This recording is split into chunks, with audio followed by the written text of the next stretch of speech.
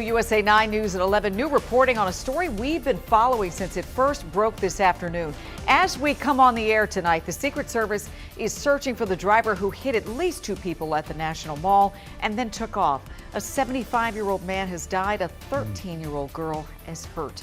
I'm Leslie Foster. I'm Lorenzo Hall. Investigators tell us that driver was trying to get away from officers who tried pulling them over for something else. We've got team coverage tonight. Rafael Sanchez Cruz has some insight on a new D.C. bill that hopes to get dangerous drivers off the street. But first, we've got to check in with our Casey Nolan, who is live on the National Mall to walk us through what we know about this crash. Casey? And Leslie, late tonight we have learned that police were trying to pull over a car that has more than $700 in outstanding speeding tickets. But instead of pulling over, police say the driver blew through this busy intersection, hit that 13-year-old and the 75-year-old, and then kept going. Between the Washington Monument and the White House, the Secret Service says one of its officers tried to stop a car for expired tags on 17th Street Northwest around 1:30 Wednesday.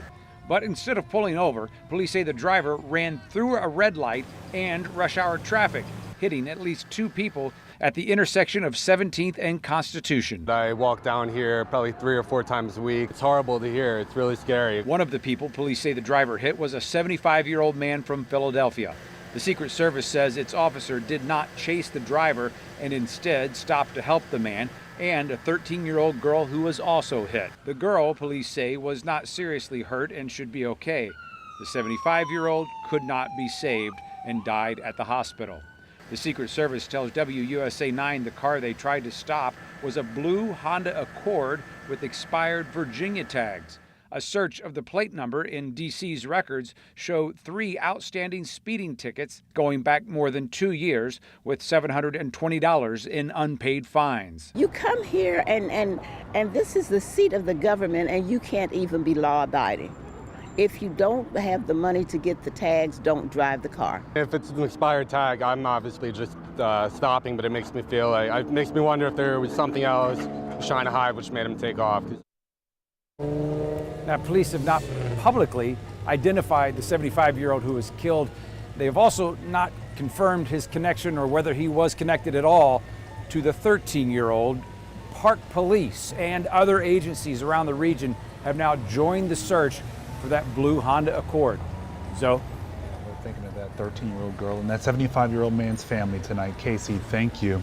Yeah, we talk a lot about deadly crashes in D.C. There are too many dangerous drivers on the roads, and council members are trying to come up with some solutions.